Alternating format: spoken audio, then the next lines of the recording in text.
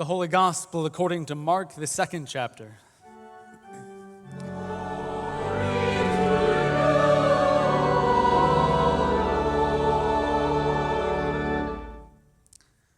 One Sabbath, Jesus was going through the grain fields, and as they made their way, his disciples began to pluck heads of grain. The Pharisees said to him, "Look, why are they doing what is not lawful on the Sabbath?" And he said to them, "Have you never read what David did when he and his companions were hungry and in need of food? He entered the house of God when Abiathar was high priest and ate the bread of the presence, which it is not lawful for any but the priest to eat, and he gave some to his companions." Then he said to them, "The Sabbath was made for humankind, and not humankind for the Sabbath. So the Son of Man is Lord even of the Sabbath." Again he entered the synagogue, and a man was there who had a withered hand.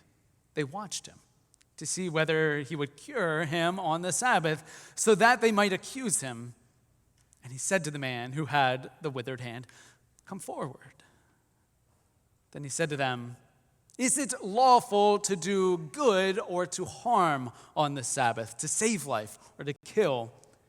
But they were silent.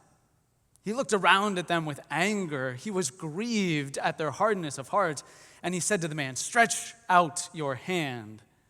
He stretched it out, and his hand was restored. The Pharisees went out and immediately conspired with the Herodians against him, how to destroy him.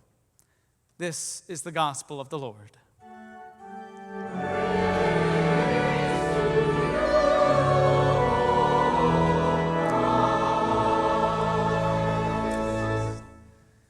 You may be seated. Okay, everyone, reach into your pockets and pull out your small catechisms. No one? Oh. Well, that's because you haven't memorized. All right, even better. Let's start right at the beginning. The 10 Commandments, the first part of Luther's catechism. All right, you ready? Same with me. Number 1, you shall have no other gods before me. Number 2, that's right, not take the name of the Lord in vain. You guys are good. Number 3, remember the Sabbath day and keep it holy. All you parents out there, number 4, honor your father and mother. 5, you shall not murder. You shall not commit adultery. You shall not steal. You shall not bear false witness against your neighbor. And then the last 2 are all about, coveting. Do not covet your neighbor's house. Do not covet all the other things your neighbor has. All right, that wasn't the test. You guys know that. I knew you knew that. All right. Here's the test question. Which of the 10 Commandments, think of them, is in practice the most neglected? All right, a scattering of it. Okay, all right.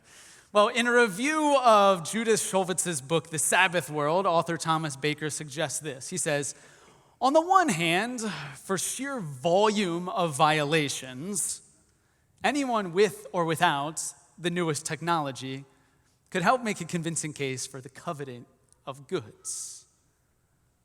Okay. While on the other hand, at least people still recognize in theory that following the 10th commandment is a admirable idea. But he continues, for a rule that is almost completely dropped from believers' collective sense of obligation, it would be hard to beat number 3. Remember the Sabbath day and keep it holy. I mean, for those of us who go to church, it's still the day we do that. But aside from that, our Sabbath has become, in practice, just a slightly lower key Saturday, I think. So what does it mean? What does it mean in general, and then for us, for you and for me, when the commandment says that we are to keep this day of rest holy? I'm bringing this up because of what we read this morning from Deuteronomy, and more specifically this morning from Mark's 2nd and 3rd chapter. We heard in that story that Jesus' disciples were out there plucking grain from the fields, a direct violation of the Sabbath laws. And this is why the Pharisees speak up. And are they not correct? Sabbath laws prohibited reaping and harvesting. Weren't the disciples at best being careless? At worst, sacrilegious, undermining what God established from the very beginning of time. Genesis 2, 1 through 3, right? Thus the heavens and the earth were finished in all their multitude. And on the seventh day, God finished the work that he had done, and he rested on the seventh day from all the work that he had done. So God blessed the seventh day and hallowed it, because on it, God rested from all the work that he had done in creation. Wouldn't Jesus and his disciples know this? And then that it was codified in the Mosaic laws in Exodus and Deuteronomy? So what's going on? And does this little passage from Mark, does this get us off the hook from any Sunday morning obligations? No. Short answer, no. And that, I'm not just saying that because I'm your pastor and I like seeing your smiling faces here every Sunday morning, although also that. But truly, because what Jesus is arguing for is not whether or not to observe the Sabbath. He is, in fact, he says, Lord of the Sabbath. But that for the Sabbath to be truly holy. To remember why it was instituted in the first place, it must be life-giving. This is why Jesus references the 1 Samuel story of David and his followers eating the bread of the presence. They ate it because they were starving. They were running for their lives from murderous King Saul. This is why Jesus heals the man with the withered hand, thus restoring the wholeness of his life and probably his very livelihood. Jesus asks, is it lawful to do good or to do harm on the Sabbath? To save life or to kill? Friends, the answer, it's rhetorical. Sabbath is all about restoring our lives and in so doing, making it a truly holy day. And it turns out that even Jesus needed to rest and have some time away. We hear later on in the Gospel of Mark that amidst Jesus' countless healings and teachings and ministering to the crowds, Jesus compels the disciples to come away to a deserted place all by yourselves and rest a while. For the story goes, many were coming and going, and they had no leisure even to eat. And let us not forget Genesis 2. Even the Lord of the universe, after setting the stars in the sky and taming the waters of the deep and crafting humankind, needed to rest from all labors. So if God needed to rest, if God incarnate, Jesus Christ, the life giver of the world, needed to rest, there's not a person living among us who doesn't need to rest as well. A rest that can truly be life-giving, life-affirming, even holy. Jesus did not come, as the Pharisees think, to destroy the Sabbath. Jesus is Lord of the Sabbath and the Lord of life. Jesus came to give us a rest that would give us life, a Sabbath that would make us holy, a Sabbath to make us whole. So what does it mean to keep Sabbath in our modern world? In a world where youth sports leagues never take a break, where work bleeds into every minute of our days with our cell phones and our laptops, where trying to catch up from a stressful week means we spend all of our free time doing laundry or cleaning the bathroom or packing as much fun as we can into the remaining free moments. What does it mean? I mean, none of those things are necessarily bad. Speaking from experience, it's not like playing travel baseball makes the list of mortal sins, right? It doesn't. And I'm not saying putting off cleaning the toilet is some holy act, right? It's probably the opposite. But what I am saying is that there's a reason why having a Sabbath day and keeping it holy makes the list of God's 10 commandments. There are only 10 of them, right? And one of them tells you to rest. There's a reason why Jesus, after working hard for the kingdom of God, saw the benefit in taking a break.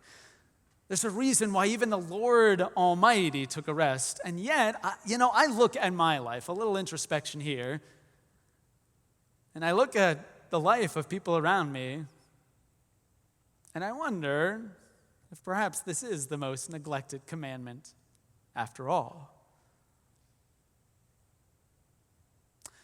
There was a day when less, things happened on a Sunday. You don't have to travel that far back into time when most stores were closed, activities were prohibited, sports weren't scheduled. Or if you go all the way back to the Puritans, they had really strict Sabbath laws. They wrote this down. They said, no fun on the Sabbath, Jeez. I mean, this sort of strict forbiddance, of course, it finds its roots in the faithful mandate for rest, but I'm not sure that this is truly what Jesus had in mind. Right, to me, these types of blue laws, if you remember, I don't know, but maybe some of you do, I think they get the commandment part of the holy commandment down. But they fail to grasp what is holy about a list of seemingly random restrictions. In thinking about the Sabbath, I actually talked to my dad about this, and he's actually here today from Pennsylvania. And my dad, some of you might know this, and I've talked about this in sermons, he grew up in a rather strict Mennonite household in central Pennsylvania. And I asked what Sabbath meant on his farm growing up. And as he remembers it, they weren't supposed to go shopping or fill the car up with gas or even go get ice cream. Although he admits that the stuff was all closed anyway, so even if you wanted to do it, you couldn't really. As biblical scholar Walter Brueggemann puts it, the sum of all these memories of restraint was essentially negative, right? A series of thou shalt nots that served to echo the more fundamental prohibitions of the Ten Commandments.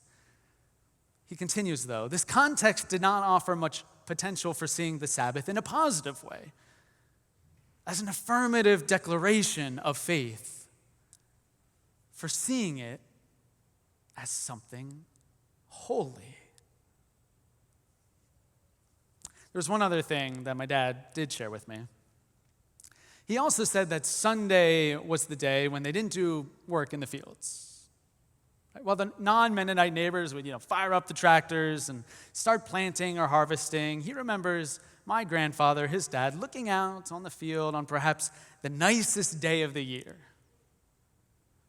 hearing his neighbors start to work, and telling my dad, even with this perfect, God-given day for harvesting, today is a holy day of rest.